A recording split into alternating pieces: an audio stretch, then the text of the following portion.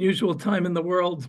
I was thinking about the title for this, and Sir John Templeton said the four most dangerous words in investing are "this time is different," but I think this time really does feel quite different. The other title I was going to go with for today was "Your Guess is as Good as Mine," because of the environment we're in and the unpredictable approach and the questionable economic policies that are being put forth right now. I put a video in the chat of Milton Friedman discussing Ronald Reagan's views on tariffs, and it's a description of three guys in a boat. And one guy shoots three holes in the boat. Should the other two do the same?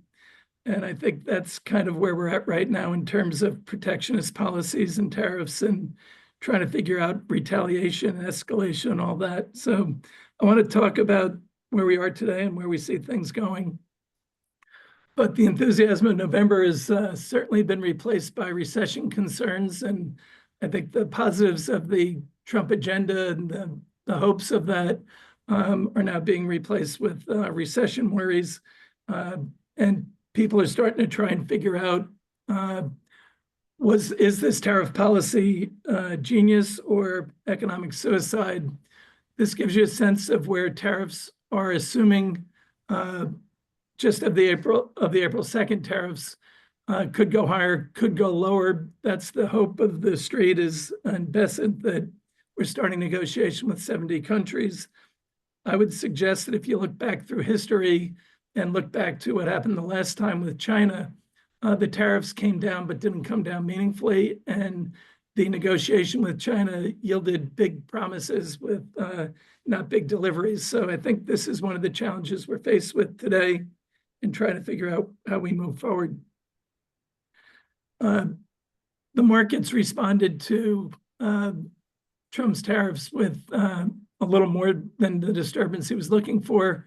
We're $6 trillion in losses yesterday on a rumor that the tariffs are going to be delayed. We saw a $2 trillion rebound, $2.5 trillion rebound, and in 7 minutes that was wiped out again. So you get a sense of the volatility and the uncertainty that persists today. So I think what we want to cover today is how the sentiment shifted, talk about some of the downside risk, including the growing odds of a recession, and then talk about the near and longer term implications for investors. So the tariffs were announced at levels that well exceeded expectations and also defied logic in some areas. And in a sense, it's really put corporations in a very difficult spot. Apple, for example, who had been working hard to reorient their supply chains away from China, in large part to places like Vietnam, saw Vietnam get hit with 90% proposed tariffs, pulled back to 47% or something like that. Defies logic, so not really clear, even with an offer of eliminating tariffs from Vietnam, that still might not be enough for the Trump administration. So it gets very difficult to see how we resolve this in a reasonable period of time or in the near term. So I think that's really one of the challenges that we're looking at. I've suggested in previous briefings that investors really need to listen to what Trump says and what he said for many years. And tariffs are part negotiation, but they're actually a part of his core belief that the U.S. has been taken advantage of by friends and foes alike for decades. If you listen to his recordings and going back to the 80s, it was Japan who was taking advantage of us. Today it's everybody, and I think his core belief is that the world's taken advantage of the U.S. and now it's time for the U.S. to get their share back because we've been taken advantage of. I don't think that that is necessarily the way many look at it, and particularly domestically as well as internationally. But right now, there's few standing up to him. So I think the off-ramp that everyone's wondering where it could come from with tariffs, I think we have to think about it in three ways. Congress could be the off-ramp, but that's not likely right now. The Republicans are not quick to challenge the president. The Democrats are not really, or they seem to be waiting to see how it plays out. it looks like the Republicans in the current views would get slaughtered in the midterms. But I don't know that the Democrats have a platform right now to counter this, so that's not likely it's going to come from Congress in the near term. Second, it could come from legal challenges, which are starting to come underway. I think that even if the legal challenges start up, there is powers that the president has to work around them in the interim. So I'm not sure that that's the off-ramp. I think the only off-ramp is for the president to decide there's a way for him to declare victory and move forward.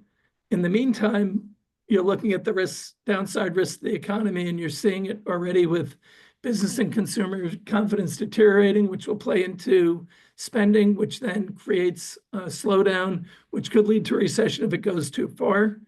For investors, trying to figure out corporate earnings right now is extremely difficult. You can't figure out the PE if you don't know what the E is going to be. And companies really can't determine what their earnings are going to be until they have a full appreciation what the tariffs are going to be and how it's going to play out. So the earnings numbers right now are not really valuable, which is why street estimates are coming in considerably right now. I think we don't know how other countries are going to respond. Some are responding like Mexico and Japan, saying we want to work with you. Others like Europe and China are saying we're going to fight you on this. That's going to make it more difficult to get to end resolution for it. The market losses are going to impact high-end consumers, which will slow down spending, but doesn't seem to be a concern of the president in the near term because a lot of his platform was to rebuild the middle class, not strengthen the wealthy. And I think to go after to support the workers. And you could argue that the argument would be that they're not very impacted by market losses. I think that argument can be challenged because their 401k plans and their pension plans are dramatically impacted. It also leads to layoffs if businesses start pulling in the oars. So I think that's a problem. I think the other issue, and this is really where hopes and optimism meet reality, is that there'll be a timing mismatch between the short-term pain and the longer-term gain that the administration's hoping for. And how does that play out for the voters, and how does that play out for the middle class and lower end consumers? And I think that's really a big part of the challenge for the administration. And I think it's in large part why Scott Bessent is trying to moderate the views and to get to a better balance, because there could be a fear that the fears create the recession that the Treasury and the Fed would hope to avoid. But the bottom line for all this is tariffs are a tax, and cost of living is going to increase globally. And that actually goes against one of the reasons that the Trump administration was voted in, was the view that the previous administration mishandled inflation. So I think these are some of the big issues that we have to think about and the big risks that are present in the system today. You also have other areas from an investment side where you're seeing Treasury yields bouncing all over the place. European yields as well are bouncing around quite a bit. You're seeing currencies react pretty aggressively, and that creates some distortions in the system too. And how do people react? Because currency manipulation is one of the things that the administration's accusing other countries of. So if their currencies move too much around the news that might have been created by the US, how does that play out in the negotiation? So you can see the complexities that are being presented from the puts and takes that are going on globally. And this is creating a big problem for central bankers. So last Friday, before Powell spoke, the president said this would be a perfect time for Powell to cut rates. He's always late. He could change his image and quickly cut rates now and stop playing politics. And Powell did his meeting as he should, and as professional as he always is, talked about uncertainty and remaining elevated, and that the risks of tariffs are becoming larger than they expected, and that the economic effects are going to be larger than expected, both for higher inflation and lower growth, which makes it really difficult for a Fed who's being looked at for how they responded back in the past, including as far back as the 70s, where they cut too aggressively and helped spur the inflation that came later on. And I think that's a big part of the concern that the Powell and other central banks are facing right now. So the two-sided risk that we talked about, Mark, I think we brought this up about 3 weeks ago, not just the U.S. For the Fed, but also for the ECB, that those risks were rising. They're starting to play out right now. So a lot of projections from economists. This is from Torsten Slok from Apollo, who I think is a really smart economist. He's looking at the average effective rate being 22%, the impact on GDP of 1.5%, and the impact of inflation about 1.5%. The budget lab at Yale thinks price levels will increase to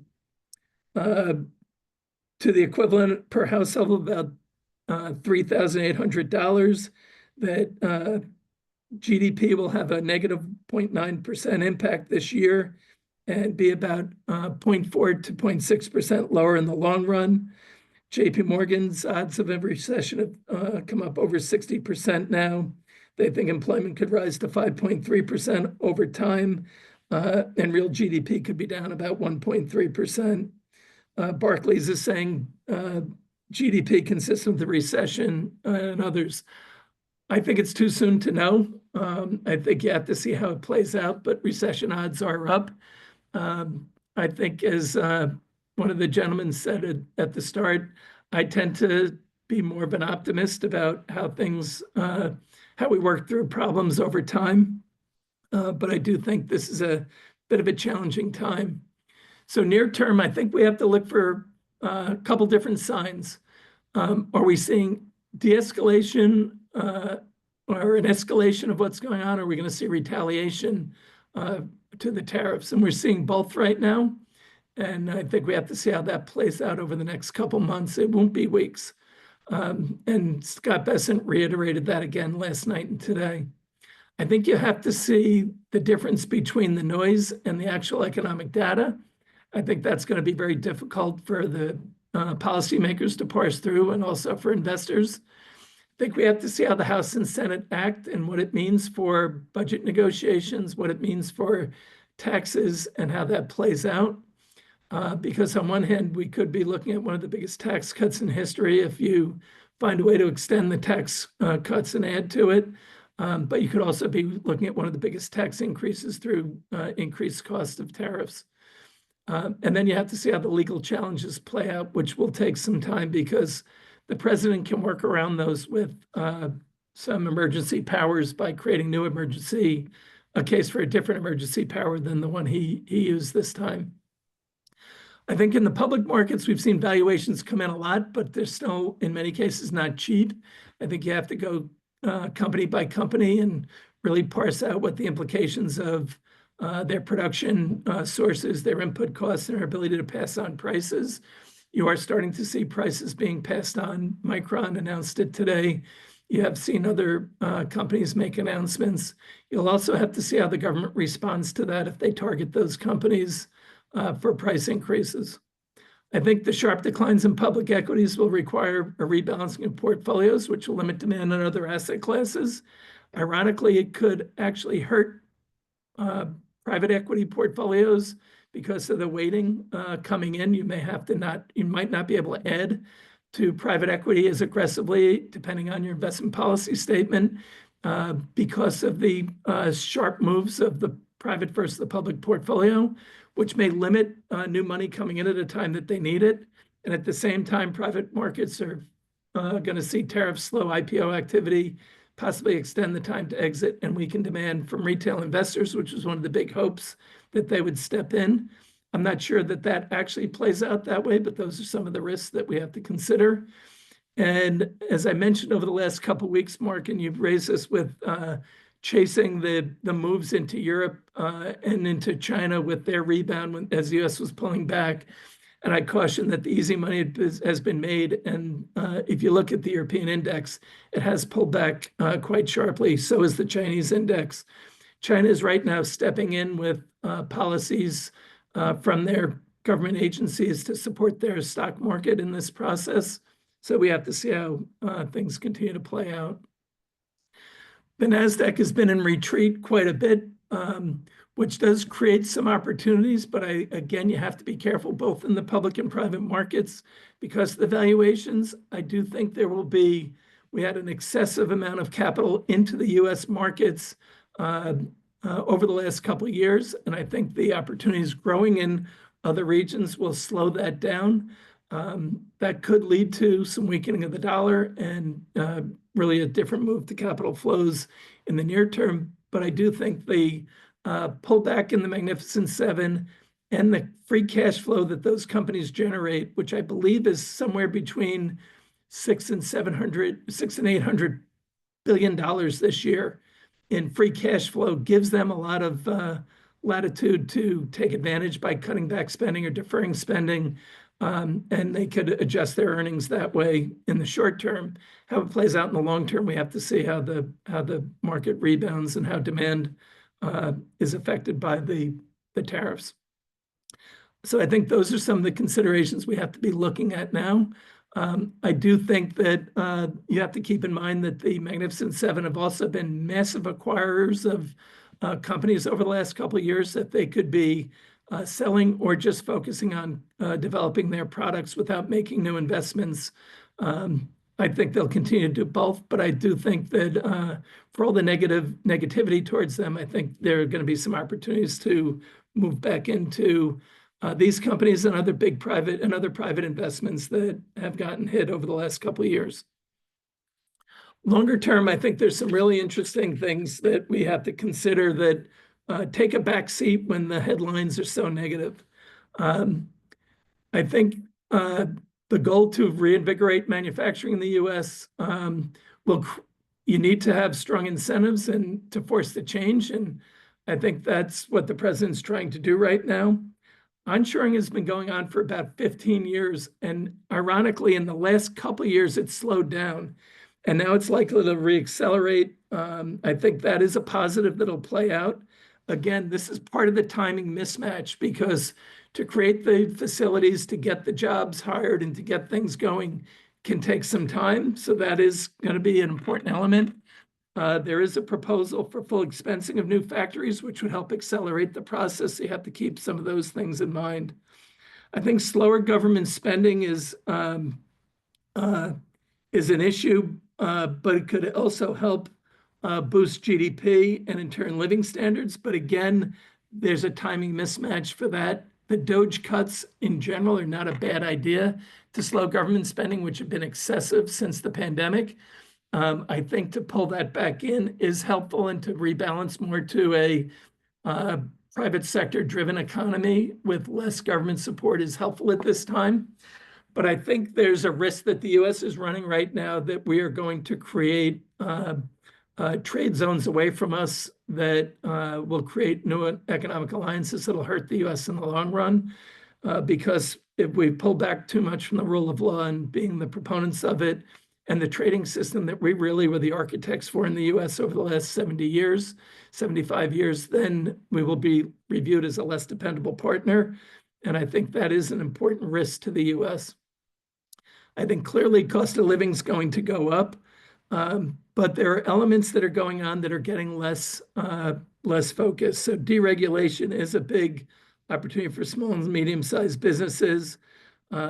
If you bring back more business to the U.S., that does help build up the middle class and create better opportunities. Manufacturing jobs have a multiplier effect of 7 times, so that actually creates more activity as well.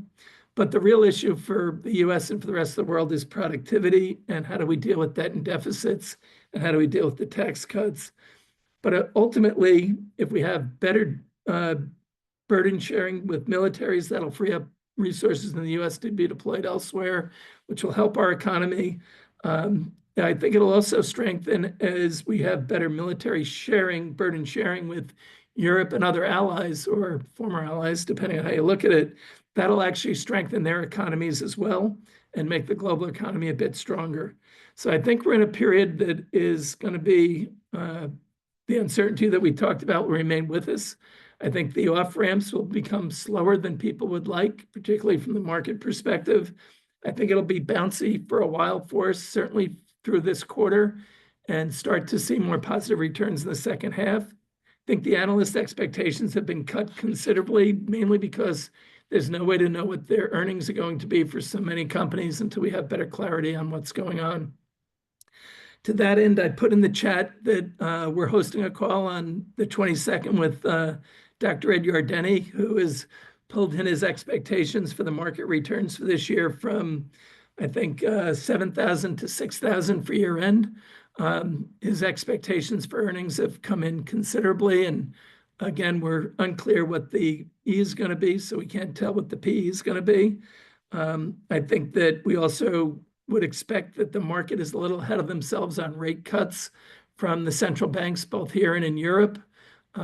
Expectations are high. I think it's for over 100 basis points of cuts this year.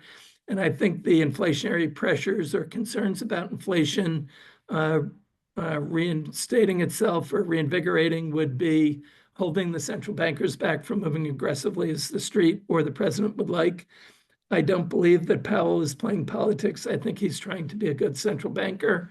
And I think other central bankers are doing the same. That doesn't mean they don't make mistakes, but their mistakes are for, I think, the right reasons, not the wrong ones when they make them. So, Mark, I'm going to stop there and open it up for discussion. There's a lot to unpack, and there is. Frankly, we just don't know. I invited a few people. So if you could give me a second, Michael. I invite Ken Goldman. I believe you're on. Yes, I am. If you don't mind, Ken, just, we were talking macro. I know you're on vacation, don't have much time. Just how are you seeing the world today? That's a good question. It changes by the microsecond, not even the second. So I don't really know. I think it's frankly volatile, chaotic. It's sort of obvious comments to make, and I think at some point the administration is going to have to realize it's too volatile. Every day there's a new suggestion on tariffs, whatever. And I think what I'm hopeful, I would say right now is uninvestable if you're in the immediacy. But my sense is in a few weeks, we will see the course of what's going to happen. Either it will be a really challenging year, or this stuff wears off and we get into a reasonable compromise between the various countries on tariffs, and we move on. I was listening to Fink yesterday from BlackRock, and he actually thinks. Actually, I was listening to ECNY. Economic Club of New York actually has some very good meetings. And Larry was saying that he thinks we are in a recession as we speak. He's hearing this from airlines, which he says is always a leading indicator.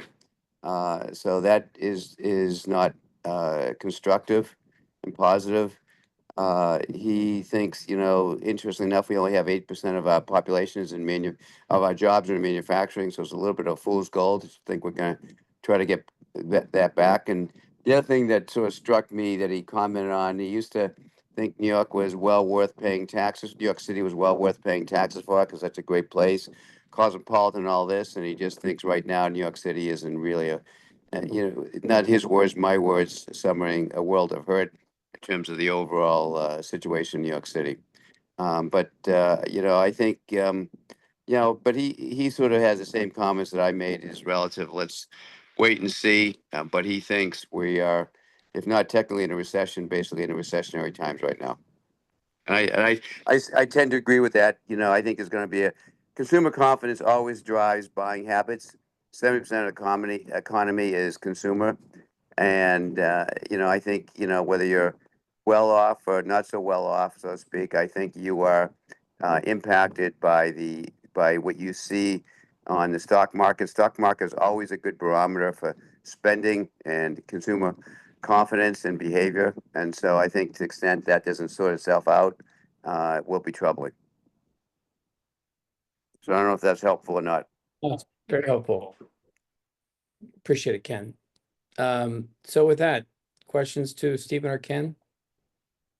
Mark, just on that New York City, part of it was the violence, the crime in the city was what Fink was referencing, as well as the general taxes and everything else that we're dealing with. But the crime was one of the issues he highlighted, is it's not safe. Were you on the call yesterday?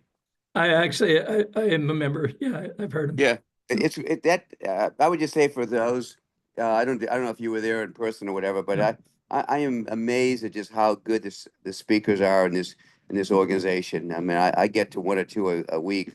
I do it online, but I tell you, they're exceptionally good.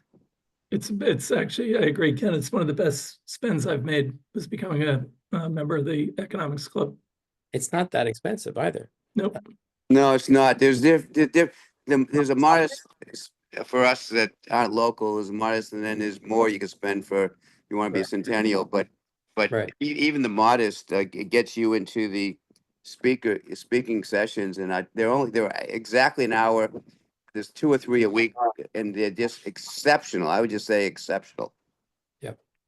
Well, let's get to the questions. Michael, you had your hand up first.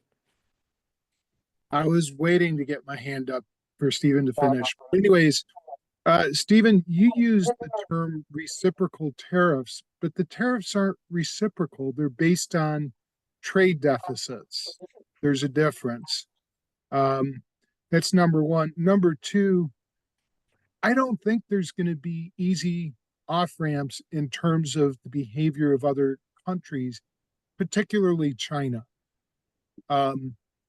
You know, what Trump is basically communicating is there is no future in your exports. We're going to bring manufacturing back. So it takes a long time to build up that manufacturing base if we are able to do it at all. And the reason I say that is I'm looking here in the heartland and I see manufacturing companies having difficulty finding employees anyways. As the point was made, most of the economy is consumer, and a lot of it is services, not manufacturing. So even not manufacturing per se, but again, I'm in the oil patch here in the Utica, and I'm seeing on a daily basis jobs that can't be filled, rig workers, truck drivers for hauling oil and water and brine. These are jobs that pay 6 figures, and they're finding difficulty filling them. But getting back to China, what if China just all of a sudden said, well, there's no future in trade with the US. We can take the pain better than they can. We're just not going to export to the US anymore. So you want to hit that, Stephen? I'm not sure what the question was. I agree with the comments. It's going to be very hard for people to negotiate an off-ramp when nobody's really clear what the off-ramp could possibly be. It wasn't a question, it was a comment. Yeah, it keeps moving. So I agree with that. And I think China is going to fight us to the end. So I think we both lose in that. Yeah. Okay. I know I'd asked a few other people to come join and share their views. I don't know, Mark Lepresti, if you. Mark, I'm sorry. Can I just add something real quick to Michael's point? Okay. China exports to the U.S. is 436 billion, so it's not small change. So I don't think they could turn the spigot off entirely, but it's something to think about. But anyway. I'm also not sure, Bill, that China can dump all the stuff they want into Europe if they're not dumping it here. So they need buyers, and the 2 biggest buyers are the Europeans and the US or North America. So it starts to get a little tough to dump it on the rest of the world. And that's what they're going to run into. So Jonathan and Anthony, just give me a sec. I did ask Mark Lepresti to come join because the markets are so volatile and he tracks them rather well. So Mark, we just had Ken Goldman on, and Stephen gave his, great overview, questions about, how do we deal with China? What are the off ramps here? How do you see things? Well, I just want to point out, Mark, that you don't get just me. I'm actually in the car with John, Okay. We've had a very, Hi- very, Hi, very, John. very busy morning. We just left the floor of the New York Stock Exchange. We were recovering the beginning of the relief rally. We're heading up to Fox to do the big money show at 1 o'clock. So having lots of fun covering this for lots of different networks. And look, what we liked a lot was yesterday, as we saw, notwithstanding the insane volatility, some of it caused, of course, by that fake news flub about the 90-day pause. But we saw a lot of green shoots of buying in risk assets. Obviously, we saw SMCI perform yesterday, NVIDIA catch a bid, even some of the smaller AI names up 7, 8, 9+%. So that gave us a good indication that this morning was going to open strong, as of course it did. And we think that we closed today up at least 5 or 6%. And if we can do that 2 days in a row, we think we're in good shape for this actually to be a sustainable rally. Of course, the big wild card is any particular piece of negative, significantly negative news from the White House. China, and we just caught a little bit of the end of that conversation. China, of course, being the biggest wild card. We knew that that was going to be the country that was going to be the biggest pain in the butt for President Trump and his team in these negotiations. But we do think that for all the reasons that I heard our colleagues say, that a China deal, particularly, I mean, Beijing lost what, John, 13% yesterday? Hong Kong lost 13%. And if you think they can take that a couple days in a row, folks, I got a bridge right in front of me that I could sell you. The likelihood that you're going to have riots in the streets, whether they're sponsored or not, in China, becomes more and more real with every day that these tariffs would impact the goods from China coming into this country. So I think he caves. I think it's like a prisoner's dilemma, Mark and I were saying, where you take two prisoners and you put them in separate rooms. If Europe, which already 70 countries have come to Secretary of Treasury Scott Bessent yesterday said 70 countries have already asked for a meeting so that they can negotiate their tariffs. Europe yesterday offer as the European Union 0 for 0.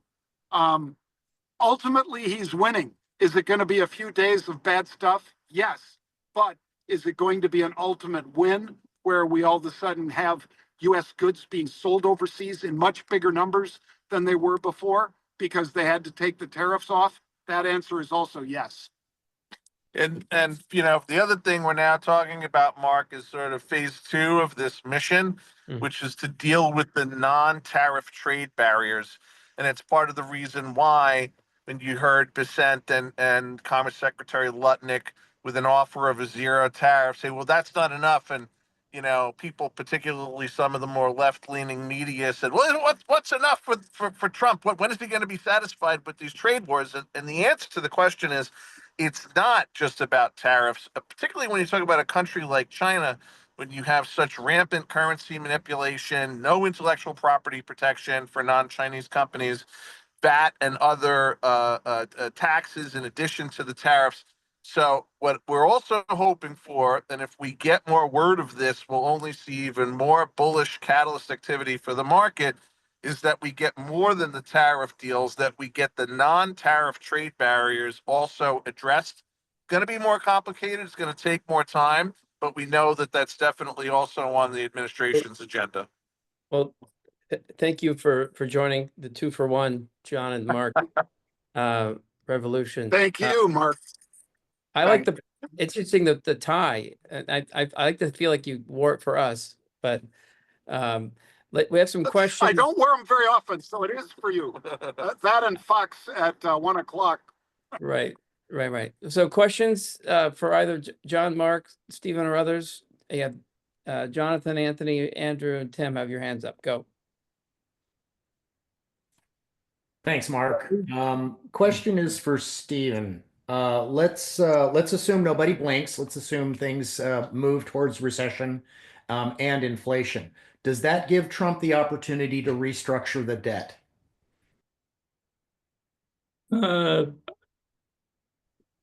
Like a debt jubilee. I'm not sure how you think he would restructure it. that whole pushing it out, you need buyers for it. How do you force, are you gonna force all these countries to do that? I don't know how that works, to be honest with you, so. I mean, I'm the skeptical. national debt, if the Fed came in and lowered rates, wouldn't we be able to lower what we pay on our national debt? Yeah, the Fed's, that'll cover some of the debt, but the Fed doesn't control the whole rate structure. So, we have to, and you can't keep refinancing debt short term because you always get caught on the wrong end of that over time. So I don't think that's going to work over the long term. So, Andrew? Well, I think what he might be referring to is the Fed is the largest owner of Treasury securities and could forgive that debt unilaterally. That idea has been going around monetary circles for a long time. And I think Britain did, but it's not realistic. I don't think any deficit hawk would agree with that. But you are right, Jonathan, if rates do come down, interest expense comes down, but all that depends. You have to do the interest calculation on what's coming due this year, and then extrapolate that over the next 5 years. So you also need the buyers, and yes, you need buyers to be willing to take on the debt And against the backdrop of uncertainty when there are alternatives in their own regions with much better yields than they could have gotten at any point in time in the last 10 years. let's So keep it there- going. Anthony Gordon, you have a question? Hi. Hello, everyone. The question is open to anyone that wants to chime in. Stephen, I'd appreciate your input. I see it kind of from a board, and I can't figure out what I didn't hear here in the question, as in herein lies the question. Macro, investors, and real people. So those three, call it, components. The US and then everyone else. So how, to the previous speaker's point, how do we, the several trillion that are coming due, how do we deal with that? How have they thought of that in light of no change, reduction in rates, or radical reduction in rates? How have they potentially thought of that in a reigniting of a future and, in fact, a present economy? Because when you create the kind of disruption that we felt, which is effectively an earthquake, which could amplify to a bigger earthquake, Main Street is affected.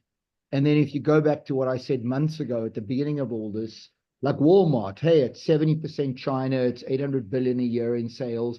That's a big part of the base of the current administration. Like, what's going to happen to these people? Like, where and how, who's going to supplement the 70% of goods coming from China?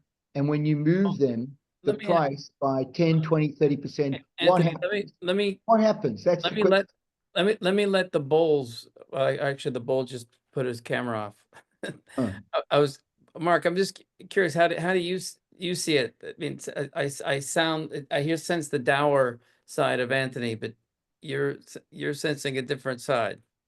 Oh, I'm a permanent optimist, but I like to think of the other side, because the other side, you wake up one day and you're off the cliff, you're gone, you're dead, no coming back. But this is serious business. I'm very concerned. I just want to hear from the Bulls and the Bears here. How do you see it, Mark, on China, Walmart, and all the rest? Well, unfortunately, through the magic of New York City's cellular system, I was on that part of the FDR that has a dead spot, which is completely inexplicable to me. So I actually didn't hear the question. What was the question? Or maybe Stephen, you can take this one. Listen, we have had, how can we deal with the debt issue is really when, with net interest rising, Mark, at the level it's at with our debt issuance, and I'm of the view where the buyer is going to come from, and how do we manage the interest rates down? What's your view on the rates and what the Fed and the government can do on that? Yeah, that's a very tricky one. John, did you want to take that? Maybe? Sure. Well, as you guys know, the bond vigilantes play both sides when they think that the government isn't recognizing the pressures that are being manifest in the economy, as they did when we saw 6 rate cuts or 7 rate cuts from 23 on into 24. When we saw those, the bonds went up. The bond yields went up. They didn't go down. They went up each time. And so the vigilantes are once again at it. This time, they're saying that the rates have to come down. So the Treasury Secretary has grudgingly said maybe 2 cuts this year. And the CME tool, which is basically where people put real money, and it's not a predictive market, it's actual trading, they have 4 to 5 cuts this year. So in other words, more than twice as many cuts as the Fed is pricing in right now. So if that's the case, and we had buying in the TLT, which is the 20-year bond, that of course goes up, rates come down. It was at 92 or 93 yesterday when they were aggressively buying January 135s. That would imply that by January, rates could be down in the 3s or lower. So again, bond vigilantes and people that do play that interest rate game are saying rates are coming down a lot more than Jerome Powell and the Fed are saying. And you can pull that up if you Google CME tool. It's free for anybody to take a look at, and you can look at it by meeting the likelihood that we're going to see more cuts this year, and it's moving up pretty fast based on, you know, people's perception of could we see a recession, could we see stagflation, and all the rest. So I think that's what they're reacting to, and to mitigate that or to try to get ahead of it, they're going to have to cut rates faster going forward. I still don't think it really happens in a big way until the second half, but depending how bad the tariff wars get, the trade wars and so forth, I think you could start seeing it in the next few weeks. So what keeps you up at night, John? I'm just like General Mattis. I keep other people up at night. What keeps me up at night? I wish you would have asked me what I was buying, because what I'm buying is antidepressants. But I do think that we're going to come screaming back, like Mark said. And the more of these countries that fall in line and that do 0 for 0 or whatever, like the European Union offered, I think we're going to see a pretty significant retracement, and very quickly, especially for the folks that got on the wrong side of it. Can you guys imagine? One thing that doesn't so much keep me up but makes me smile is when I think of the day that Warren Buffett says, by the way, I bought when there was blood in the streets last week, and now rates are falling and stocks are rising, and that's how it's done. You know, because that's what he always says. So if he lives to his mantra, which he has done for, you know, the better part of his 70 some odd years, in the we'll hear an announcement from the Oracle of Omaha that he bought. And when that happens, Mark Sainer, what do you think happens in the rest of the market, even though it's after the fact? No, I hear you. By the way, what could keep you up at night is playing Tetris. So Hank Rogers is on, but this is a shameless plug, because Hank, you've got a book signing tomorrow. You want us all to come join it. You want to so quickly this is about it? right around right around the corner from Steve's office on 46th Street and 5th Avenue. At noon, I'll be there signing books. Please show up. This is my first book, and it's really exciting. And I'll go get it. if you have trauma from what's going on in the market, playing Tetris will help you get over your trauma. And there's quite a poster of you, Hank, in the window as you walk past the Barnes and Noble for your you've signing seen for that already. tomorrow. Okay, all right, yeah. Yep. All right. Hopefully some people will show up. It's a good read. It's a you know, you don't have to be a gamer to read the book. It's the story of my life, rags to riches. Oh, dude, you've got my book. Can you see that going back and forth? No, it's hard to see. Very cool cover design too. You got to see it live and in person. There you go. So I'm looking forward to seeing you guys tomorrow. Hey, Mark, we have a question. Somebody raised their hand but couldn't get go for it. into the group. So is that Mike Weber? Yeah, that's Mike? me. Thank you. Yeah, so if we start from the assumption that what Trump is trying to do is a pretty long duration trade, so called 10 to 20 years to really kind of to reshore everything that he's talking about. And in reality, he's got maybe 2, maybe 4 years of political duration, maybe even a year and a half before the midterms. All right, so if we fast forward a year, we've had a year of all, maybe he's clipped some real wins, maybe some just headline wins. What I'm trying to figure out, what we're spending a lot of our time doing is trying to assess how long is the ability to truly transact impaired, and how much longer are we looking at wider risk premiums? Because he could walk this back tomorrow and there's already a high degree of sustainable damage that's already been done that'll take time to work off, where people feel confident that they'll be dealing with the same set of rules a year from now that they're dealing with today. So more of a topic. We're still kind of assessing our view. I'm curious what other folks think. And then in terms of the record pile of cash that's sitting on the sidelines right now, do we start seeing flight to jurisdictions that can sort this all together, right? Where you can actually have the duration and visibility where you're not dealing with this. And just one more point on Buffett, like he started making those calls in 08, right? So we still traded off for about a year and a half from his first buy signal in the financial crisis. But I don't think it'll be that long because the political reality, the midterms are there. So he'll need to clip wins the next year, and I think he'll probably get some.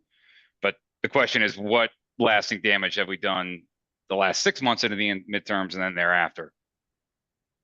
So, Mike, I'll take that. I know John wants to say something. I'll make 2 points. One, I don't believe that there's as much irreversible damage that's quote unquote already been done as a result of this policy. I kind of take the other side. But there's no doubt, and this was a trend, as I'm sure you're aware, even before the tough tariff talk in terms of the EM story, right? So for longer duration stuff, we definitely like, the India trade for sure, in particular, in terms of our favorite emerging market. But we're definitely seeing a lot of longer duration bets placed in the emerging market space. But John, I know you wanted to say something too. And what was the question, Mark? I'm sorry. How much has irreversible damage been done? How long are we looking at the top end of the risk range just being knocked down, right? So I would agree, structural damage, you could probably reverse any and all of that. The question is, you're not going to get that premium valuation that you were getting before this, right? Because you could come around and get thumped in the head in August, right? When we get another massive shift and some global negotiating ploy, right? So the question is, well, how long are we staring at that kind of restrained environment, even when we get to a scenario where he's booked some wins? I think that other than starting it the day after January 21st, that might have been a bit of a mistake waiting waiting till now, 4 months in, rather than doing it right then. But I'm sure that the other parties that are against the president would have liked him to do this next year in April, not now, because this will be, yesterday's news by April of next year. And then we'll be going into the midterms and he'll have the wind at his back rather than the wind in his face that he has right now. So I really do think it's short-term pain and long-term serious gain for many, many of these industries. And, I'm seeing that posted all over from both sides, even as they post up Pelosi and Schumer talking about how they favored tariffs until this president got in office. And the other thing I'll say to that, Mike, is, what we've seen is a pattern of higher highs and higher lows. And unless we believe that what's happened in the past 3 weeks has created a structural change in the market from a technical perspective, I think that pattern continues. So I think if this rally holds, I think we're going to retest the pre-tariff highs. That's a great way to put it, which addresses the question. Post this, does that pattern stopping? Are we really going to get higher highs again after this? Because you just don't know what's coming down the pike. The short answer is we believe, and I'm not a chartist. We have lots of really great technical analysts on the team that do all this research and tell us what to say on television. So what we're saying on television is yes, it's going to continue. Tim, Thanks, guys. Tim, you've been patient. Go for it. quick question for John, Mark, and Stephen. So, the U.S. is, you can think of it as kind of a standoff with the rest of the world on their sort of renegotiating their trading the system of tariffs with the United States. And my question is, so I just read an article that says Japan has come to the table to renegotiate, and I thought I read Mexico is in line to do it as well. And vis-a-vis China, which is going to be kind of a difficult partner, as companies like Japan, and if Mexico is one of them as well, start to fall into line, does that strengthen the US's position to play the waiting game because they've got more folks, kind of on their side? Mark and John, you want to go first on this one? Yeah, John. I'll just say it very quickly. When you're the biggest buyer of goods in the world, which we are, I think you have more leverage than any other country. The rest of them really need to keep those populaces working, and that's not going to happen if indeed these goods stay tariffed at the levels and even accelerate from those levels. So China can talk tough, but they can't really act tough because, again, the one thing they can't have is people in the streets, Tiananmen Square-like, which could happen if indeed people who have gotten closer to a middle-class lifestyle are all of a sudden deprived of that lifestyle because factories are shuttered and so forth. So China has several options. One, go 0 for 0. Two, they could decide to sell all of our treasuries, which would be genius on their part. Or three, To who and at what price? yep, they could just keep increasing the pressure on the trade war, which like I say, leads to riots in the streets of Beijing and elsewhere. So this may cause you to question your beliefs, John, but that's kind of what I thought too. But thank you. So Just on that note, what if everyone just said to hell with it and just defaulted on our treasuries and said, we're going it alone, BRICS, Europe, UK, Swiss, we'll do our own thing and you can just stew on your own island, US, send the warships. Has anyone thought about that? In other words, what if Trump meets a bigger Trump? And if you align Putin and Xi and a couple of crazy bits, But is there a bigger Trump? what? Is there a bigger Trump? I mean, we're the biggest buyer in the world. There's nobody bigger. So if you want to deprive your businesses of access to our markets, you lose. It's just and like I say, the prisoner's dilemma will be that the more that he gets Europe, Mexico, Canada, all these other areas, geographic areas to cave in and go to what's fair, 0 for 0, the less he has to cave for China. China will be out on an island by itself. Who are they going to sell to? So Roger Arjun, you have a question? Yeah, I was just wondering, so Trump has been kind of talking about all the new investments in the US to kind of justify the tariff issues. I want to say that we're up to about, is it 600 billion? No, 3.4 trillion. I could send it to Mark Sainer right now. Because I just shot that fact over to Fox. Send it. 500 billion from Apple, 1.6 trillion from the Emirates in total. I mean, the numbers No, are I'm talking about staggering. American. Well, I was actually thinking more of what tech US firms reinvesting in the US. That's his big thing, right? His big win. How much of this is actually real versus corporate America just genuflecting in front of him to just throw him a number, a red herring to kind of, because nobody puts $100 billion investment in the US without several years of planning before they make that public announcement. So I'm wondering, is this just a knee-jerk reaction to him? Because the way big tech genuflected to him? But like the Apple announcement was made before the tariffs were seriously discussed at all. The Apple announcement was made in his first 10 days in office. as was The Taiwan Semi, SoftBank, Saudi, Dubai, and which one's the other one? I forget which other kingdom, Qatar. sovereign wealth. all were done before any tariff was, Speaking of was which, discussed. John and That's my Mark, point.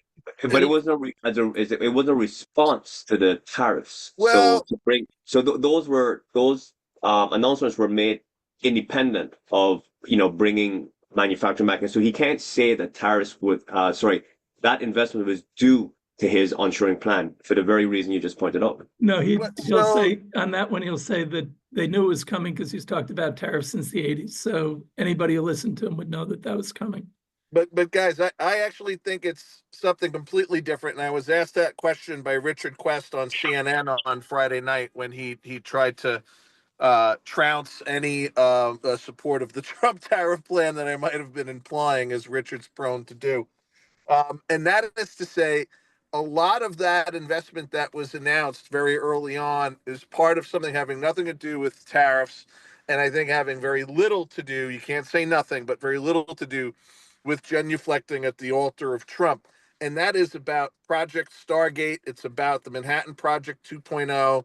It's about a very precise and very specific effort underway that to make the United States the leader, the undisputed leader in AI as well as in quantum computing, because of the national security risks that are posed by letting another superpower actually claim that mantle. So I think as compared to some of the other previous pledges of investment that were made and promised and never delivered on, I think we're going to see almost all of them actually come through, and those investments are going to pay off because of those initiatives around AI and quantum. let's more questions. I do want to make a point that we have a huge event, Mark and John, as you know, in Riyadh, and it's really come together. So I'm not giving up on you. Leslie, do you want to have a question still? And if not, Andrew. Yeah, Hi, man, thanks, Mark, Mark. we're just pulling up here at Fox, so we're gonna have to say goodbye to the 360 family. But thank you for having us, and we hope to see you guys in person soon. John, say bye. Thanks for Bye-bye. Take care, guys. See you guys soon. John, send us the 3.4 trillion. All right. You got it. Cheers, guys.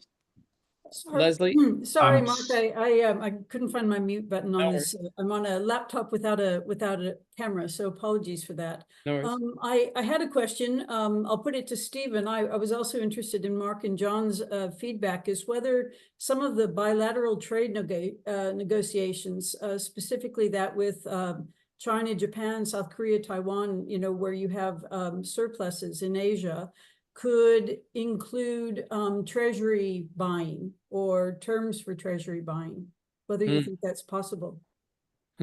It's a rumor that's been buzzing around my contacts in Asia.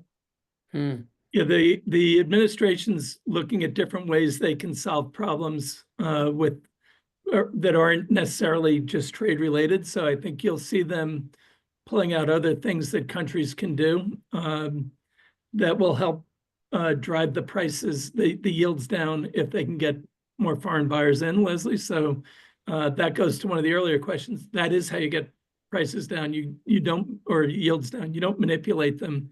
You need more demand. And the worry, then part of the reason why rates were moving up so much is the worry that there was going to be a buyer strike on our treasuries. And I don't think that's going to be the case. But if we go too far, that is one of the concerns that a lot of people have about our treasuries. So I think you're right, though. There are going to be different ways that people try and appease the administration. The hard part for people trying to negotiate is you don't actually know what the end game is for the administration, that you could go in with a win. You don't know what is a win because the goalposts keep moving. So I think that's going to be one of the challenges there. No, I had something specific in Japan, so that might be one to watch since they're on the table at the moment. Mark, if you don't mind, I've got to hop, but there's something I wanted to add for the group in terms of the easiest way for some of these countries to chalk up wins here is going to be through long-term energy purchases. We saw yesterday or this morning, I'm sorry, the Saudis throw about $5 billion worth of commercial volume towards Rio Grande. The Japanese are absolutely the table. Actually, I got to hop off and talk to the Saudis now. But the Chinese are natural long-term buyers, and those contracts are extremely easy to gross up if you start talking about landed prices. So You know, you can make a $5 billion contract look like a $15 billion contract very easily if you start talking about landed prices. There are a lot of natural buyers that are on that list. Yeah. So I fully expect that. I think the Japanese have been at the table for a long time, and they're going to be transacting, and we'll see a couple others too. I agree, Mike. Natural gas purchases are going to be a big way for people to offset the perceived deficit with the So US. when you talk about got to talk to the Saudis, I can't believe that. I just got another note that I'm going to bring a Saudi family principal and one prince. That's including another princess and an ounce of a MBS. We're going to have the most intimate 360 way of interacting with these people. I'm so excited. Well, Mike, we'll see you later. Yeah, I got to talk to you about getting over there because I think it's something we need to do. So thank you Andy- guys for having us. Thank you. Andy Fish. Yeah, those guys are off the line, but on the Chinese, we are way more dependent than we admit or know. Your washing machine won't even work. The second thing is they've spent a decade in earnest becoming much, much more self-reliant than they ever were. Or they put down every disaster of the last 2 decades, from currency devaluation to outflows of currency to a real estate bubble that completely blew up, real estate debt that is, and forget protest industries. Those have all gone nowhere. So will that be forever? Probably not, but I wouldn't want to bet against them in the next month or two. I'm in that camp as well. I think you're right, Andrew, on that. I'd also just say, if you look back to the last go round with tariffs in China, they reached an agreement and tariffs didn't come down much, and China didn't deliver on much of the agreement that they committed to. So I would expect we're going to see more of that this time around. Andrew Rendeck has. And those guys in the taxi are thinking that protests in Hong Kong are going to topple the Xi administration. I think Xi administration is going to shoot all those protesters, and anyone who doesn't protest is going to go back to the factory and do their job. And that's what Andrew, we saw that movie and we know how it ends because it already happened. Well, he already started with some of his generals. The other thing that wasn't addressed on their commentary was the long-term damage to the brand of America. I talk to people in different countries, probably on 4 continents per day, and they're pissed. They're downright pissed. They're not going to Starbucks anymore. They're not buying Jack Daniels anymore. They're not using Gmail anymore. They're changing to Proton Mail. They're had enough, and they think this is ridiculous, and they don't want to pay for Trump's success. And I think people have to understand that. Whether we agree with, the trade world needs to be redone, tariffs are unfair, it's a level playing field, all of that is up for discussion, and I agree with it. But the way it's being handled has really angered a lot of people and done, I think, potentially permanent damage to our corporate brand as American business. That's a good point. Adam Blanco. Indians could say they want to go back to the White House. Everyone get out. It's the same thing. Like, you can't do things radically. It takes decades. Hey, I'm Indian. I'm occupying. I want to go to the White House. It's my place. Everyone get out. You can't. It's gradual, right? And that's the problem. Yeah, Anthony, how They're are not we going to the White investing House. They're taking over CEO suites of all the major companies in the U.S. How are we investing in reshoring? I meant the red Indians. I meant the red Indians, the native Indians that were there in the beginning. Excuse me, Anthony. Adam Blanco had his hand up. So go ahead, Adam. Thank you, Mark. Fascinating conversation. Really, really enjoying today. I've got a couple of quick comments. One, the guys in the taxi, Tiananmen Square. Okay, we're not going to get any riots in China. Just as I think everyone agrees here. They'll just shoot them down like they do in Russia. And they know what's going to happen before it happens, because all the phones on WhatsApp, it's all monitored. So that's right. It's all monitored. Thinking before they do it. It's all monitored. I want to make a quick comment regarding all the noise about the tariffs not being applied to Russia, and that is it's a bit deeper than that. What Trump is doing, there's 2 objectives being satisfied here. One is American farmers are going to be hit hard by these tariffs. we import about 20%. I think it's 20% of fertilizers that come into the United States come out of Russia. Okay, so there's also the condition that Putin had proposed for the ceasefire in the Black Sea, and that is easing export of Russian agricultural goods, which includes fertilizers. Okay, so what he's trying to achieve here is it's an olive branch to Putin. Look, I'm helping make fertilizers and agricultural goods easier to come into the United States, and he's containing the costs of fertilizers for the American farmers. Just a little bit of commentary there. That's it. I'm going to add something to that, Adam. That's an excellent point. Also, we'll never expand the nuclear power industry in America if we don't open trade relations with Russia and have better access to low enriched uranium. That's a structural fact. Right. That's the other part of the $3 billion in U.S. trade with Russia. Okay, it's also uranium. So these are strategic, important issues that is mutually beneficial for Trump and for Putin. Samir? So I do a lot of work in U.S. manufacturing right now in investing into that. Literally, the only buyers I'm seeing for U.S. manufacturing assets right now are Chinese family offices. So think about that, right? So we talked this big game about U.S. manufacturing.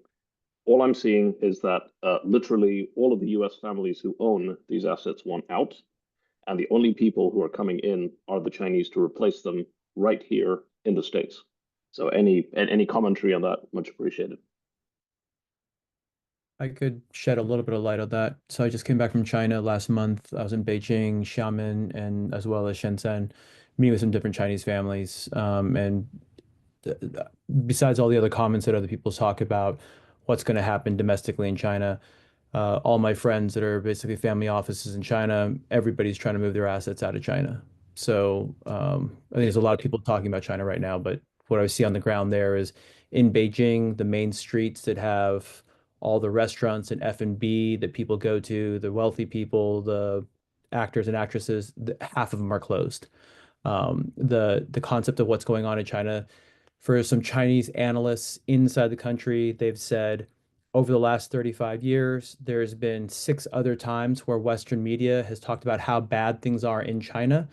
And domestically, they never understood why the international media thought that way. They said that domestic sentiment had always been far stronger than what international thought. This is the first time where the domestic sentiment is worse than the international sentiment. You do have American investors, you do have, Dalio out who's overexpanded out into China, saying that, China is still great, it's the place to be. And maybe long term, if you have, a far longer time horizon than a decade. But the idea of the Chinese family offices are not bullish from that perspective. Happy to talk about that more with anybody that's interested. Why is it U.S. families are trying to sell manufacturing businesses? The reason is, the reason is that the returns on, compared to AI, right, and the perceived returns from the asset light industries, right? So U.S. manufacturing has labor, right, which is perceived to be problematic, especially because they're unhappy about the price increases and everything else going on. You got a lot of increased unionization, all of that stuff. So the EBITDA margins are low. The tariffs are a challenge, right, in those EBITDA margins. So a lot of the families that I'm talking to are saying that they, every single one of them has said that they actually want to exit their U.S. manufacturing assets within a 5-year time frame. Every single one. Well, also generational transfers playing into a lot, Mark. There's a lot of families that the next generation just does not want to deal with the factory or hate to say it, less sexy business. And so they just want to take the check and either invest somewhere else or to sit on the beach. Send them my way. Those are good sellers. And I know lots of people with expertise and readiness to take on that challenge. and I think the and count me Chinese, in. the Chinese coming in is right to Chris's point, Samir. You know, look, it's not just like why are we exiting manufacturing? It's also the Chinese exiting China. So there are a lot of factors on depending on how you see it. But Lisa Rich, you've been unmuted for a while. I feel like you want to say something. Oh, was I unmuted? Sorry.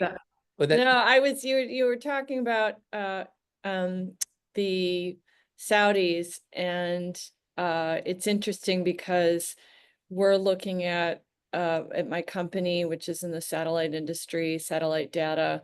They're investing in the Saudi greening initiative, significant dollars to green Saudi Arabia.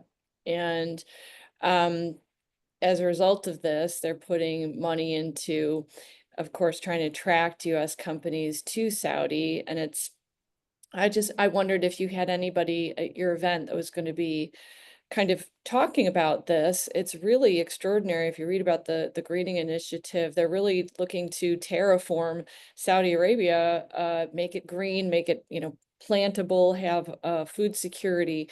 That's a positive, and they have money that they're spending, which helps the world economy to some extent.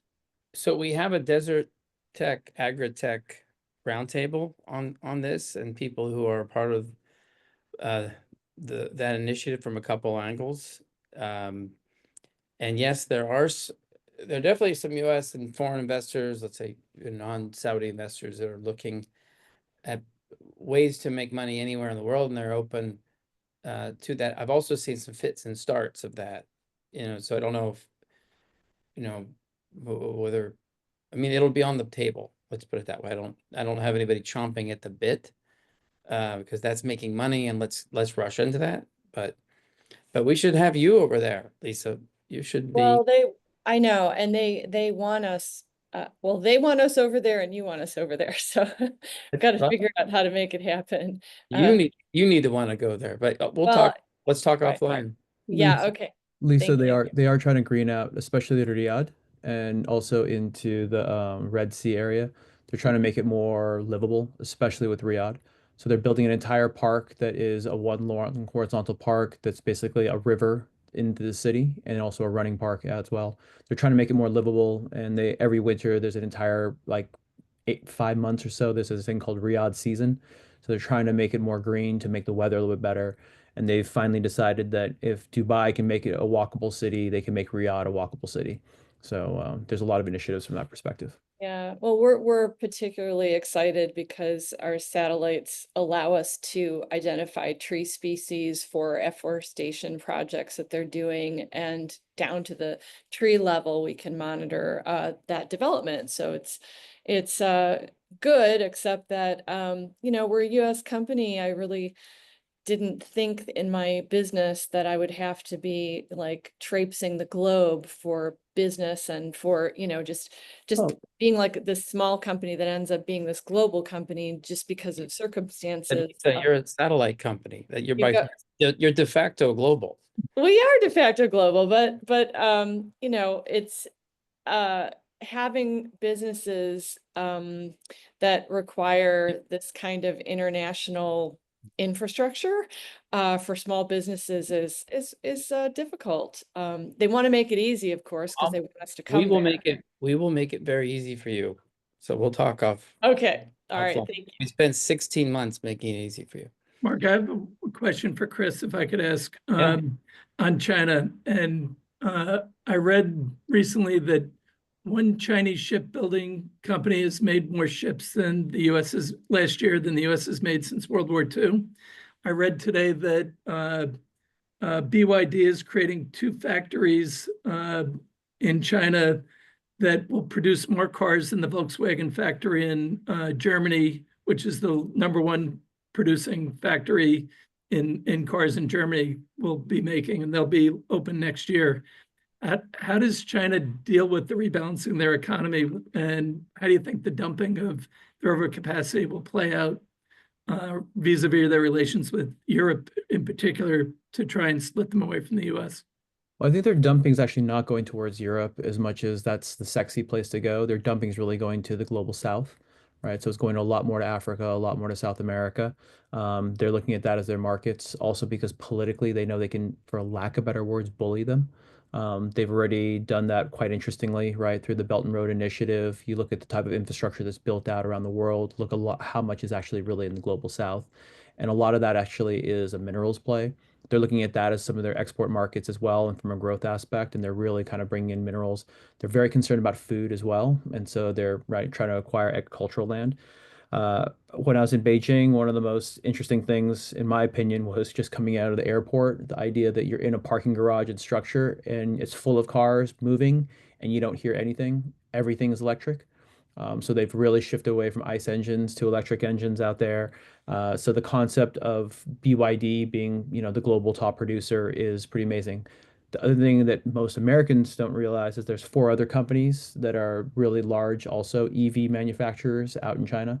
So they've taken the title away from Tesla, just from one company, but the other 4 companies are also massive. But they don't really have that much of a global presence, right? So they're not quite there yet. And Xi is really trying to push domestic consumption. I'm not sure how much the news made it out here, but he's really trying to push something that got made fun of a lot, right? As, buy microwaves and dishwashers because he wants, domestic consumption to kind of build up out there. But whether you can call it, the background ethnically or whatever else, Chinese save money, right? So people aren't really spending. There's a lot of quote unquote cash under the mattresses. But a lot of people are trying to move that cash elsewhere just because they're concerned. One of the funnier, maybe sad, maybe scary quotes from a family office Chinese family office, but Hong Kong based. They basically said, our investment thesis this year, this is before the tariffs and the trade war. I'm guessing it's probably even more exaggerated now, but he basically said our investment thesis this year is ABC, anything but China, which was a pretty interesting thing hearing from a very powerful business family saying that. So I think that kind of shares a little bit of sentiment. That specific family was particularly have looked at the Middle East, Europe, and the United States. And they basically said they couldn't find anything in Europe that was very interesting to them from a venture capital or private equity standpoint, from an investment perspective.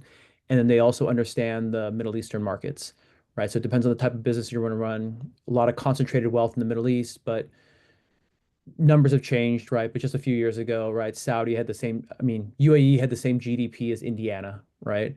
Saudi Arabia has the same GDP as Pennsylvania. Saudi's entire population is only 19 million actual Saudis, 35 million total people. Those other 16 really don't have spending power. So you're really targeting 19 million. If you're doing that with a consumer product brand, doesn't really have that type of uptake. So yeah, as what some of the other gentlemen were saying earlier, right? What's the alternative to the United States from a market perspective on a massive manufacturing basis? It's hard. Yeah, sorry. So Chris, so did you dial back 2-3 minutes ago? You were saying that the Chinese looking anything but China, but nothing in Europe exciting. They understand GCC, but in the US, did you say they do? They're not. What are they seeing in the US that they like or don't like? They want to invest in the US. Is there something in particular? This is just a one family's thesis, right? So that one family's thesis is private markets, right? Yeah. But bluntly, more the circles that I run in are more private markets in general. There's obviously the people that are exposed to public markets. One comment earlier today was about Mag 7 and stuff like that.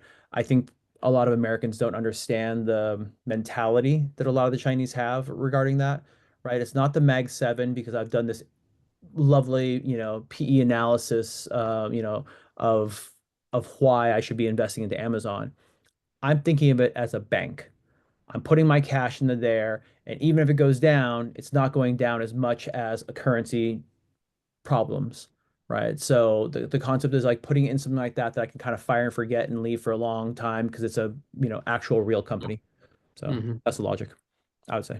And by the way, as I'd see you and Erica and others on the West Coast, we had a little gathering last Friday, but this Friday at 12 o'clock Eastern, so 9 o'clock Pacific, at least is one of the weekly gatherings to mobilize, coordinate our San Francisco, Seattle. So I hope 9 a.m. your time can work on Friday. We can keep moving it around, but this week it'll be at that time. Sorry, Can I- are you saying for me to join that? Yeah, yes, I was sort of Oh. checking your time, but at least this week, that's what it will be. And we're excited to, we can move it around both to Wednesday or Friday, 12 o'clock Eastern or later, I guess, wouldn't, some people said 8 a.m. your time, but I definitely want you to be involved.